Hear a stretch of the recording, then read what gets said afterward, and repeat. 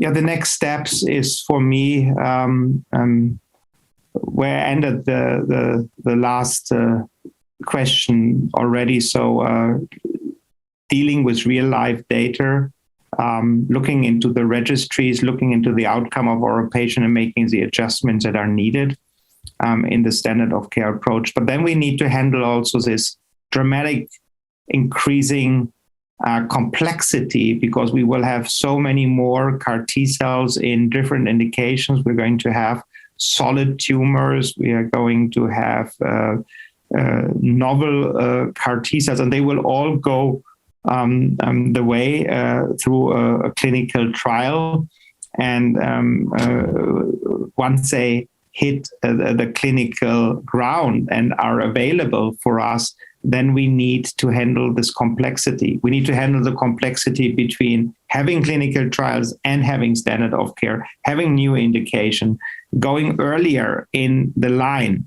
We will not be able to compare results from clinical trials one by one, because the clinical trials will not be able to be compared that easily. So again, the next steps are really learning to live with the real life data. But then we are going, of course, to see much more effective clinical results, because we are going to move therapies to the front. We see very promising data in large B-cell lymphoma in the second line. And this maybe even moved further. We have even promising data already in the first line.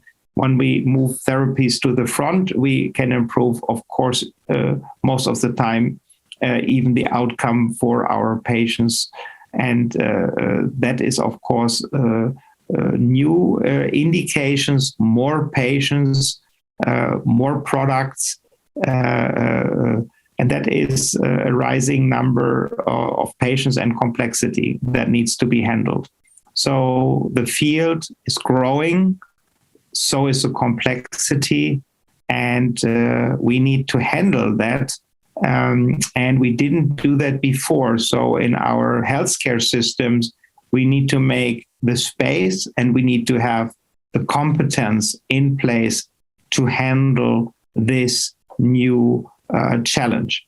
And that is for me the next step. Of course, I'm extremely excited to see the solid tumors. We have the first solid tumors trials with CAR T cells and TCRs.